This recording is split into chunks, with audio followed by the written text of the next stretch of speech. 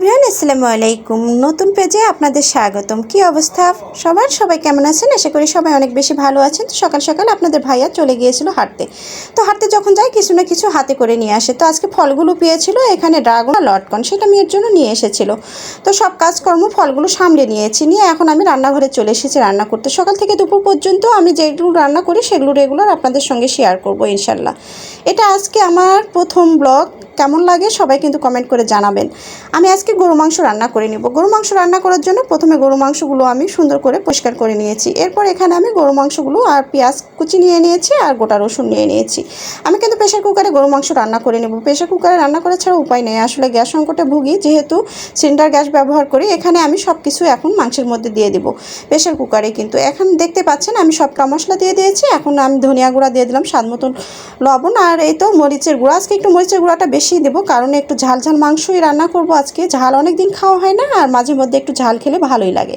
এরপর পরিমাণ মতো লবণ দিয়ে দিলাম, দিয়ে তো সামান্য তেল দিয়ে দেবো। যেহেতু মাংসের মধ্যে একটু চর্বি ভাব বেশি আছে, এই কারণে তেলটা কিন্তু আমি কম দিয়েছি, কারণ তেল আমাদের শরীরের জন্য প্রচুর ক্ষতিকর। তেল যত বেশি কম খাবেন তত কিন্তু শরীরের জন্য উপকার হবে। এই তো সুন্দর করে হাত দিয়ে মেখে নিব। হাত দিয়ে মাখা ছাড়া কিন্তু এটা ভালো লাগে না। আপনারা চাইলে কিন্তু এটা কোনো খুন্তির সাহায্যে কিন্তু মেখে নিতে পারেন, কিন্তু আমি হাত দিয়ে মেখে নিয়েছি, নিয়ে প্রেশার কুকারে চুলায় বসিয়ে দিয়েছি।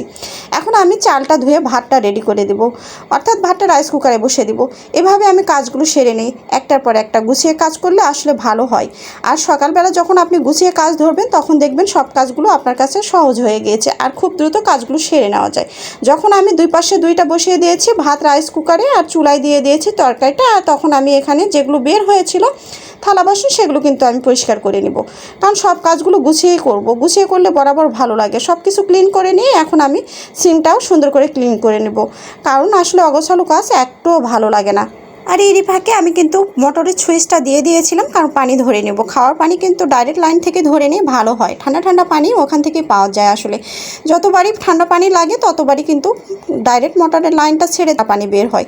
তো পানি এইদিকে ধরে নিলাম, আর মোটরের সুইচটা দেওয়ার প্রধান কারণ হচ্ছে ট্যাঙ্কি ভরে নেওয়া, কারণ সকালবেলা ট্যাঙ্কিটা ভরে রাখলে ভালো হয়। কারেন্ট কখন যায় কী করে কোনোই ঠিক ঠিকানা নেই, যার জন্য এ ব্যবস্থা। তো এই তো এখন আমার যখন মাংসগুলো সেদ্ধ হয়ে যাবে তখন আমি প্রেশার কুকারটা চুলার ওই পাশে রেখে দিয়েছি, কারণ হচ্ছে মাংসটা হয়ে গেছে। আর এখন এখানে আমি সুন্দর করে আলু দিয়ে রান্না করব, যেহেতু আলুগুলো সুন্দর করে কেটে ছোট ছোট করে নিয়েছিলাম। আর এইভাবে মাংস রান্না করলে কি বলবো, এত বেশি মজা লাগে যে একবার যে খাবে সে বারবারই খেতে চাইবে। আমি কিন্তু প্রায় এই রেসিপিটা রান্না করি, এত বেশি মজা লাগে, আর আমরা সবাই খুব পছন্দ করি। সুন্দর করে আলুগুলো ভেজে নিয়ে আমি প্যান থেকে উঠিয়ে নিয়েছি। এখন এখানে পেঁয়াজ কুচি দিয়ে দিয়েছি। পেঁয়াজ কুচিটা লাল হয়ে আসলে সামান্য গোটা জিরে দিয়ে দিয়েছি। গোটা জিরে দেওয়ার পর এখন আমি মাংসগুলো দিয়ে দিলাম, দিয়ে সুন্দর করে কষিয়ে নিব। এখানে কিন্তু আমি 5 থেকে 6 মিনিট কষিয়ে নিয়েছিলাম, নিয়ে এরপর আমি ওগুলো ভেজে রাখা আলুগুলোও দিয়ে দিব, দিয়ে সুন্দর করে কষিয়ে রাখবো। এটাও কিন্তু আলু দেওয়ার পরেও কিন্তু বেশ কিছুক্ষণ কষিয়ে নিতে হবে। এইটা যে এত মজা লাগে যে কি বলবো, একবার খেতে বারবারই খেতে মন চাইবে। তারপর এখানে কিন্তু আমি ঝোল দিয়ে দিলাম, অর্থাৎ আমি পানি অ্যাড করে দিলাম। পানি কিন্তু বেশি রাখবো না, এই যে শুকিয়ে যখন এ পর্যায়ে হয়ে আসবে তখন চুলার জালটা আমি অফ করে দিব। দেখতেই পাচ্ছেন কতটা লোভনীয় আর কতটা মাখো মাখো, কতটা যে সুন্দর হয়েছে যে কি বলবো। চাইলে আপনারা কিন্তু এভাবে রান্না করে নিতে পারেন। আমরা তো সবসময় আলু মাংসের মধ্যে বড় করে দিই, কিন্তু এভাবে একবার খেয়ে দেখবেন। তো আজ এই পর্যন্তই। সবাই ভালো থাকবেন। আল্লাহ হাফেজ।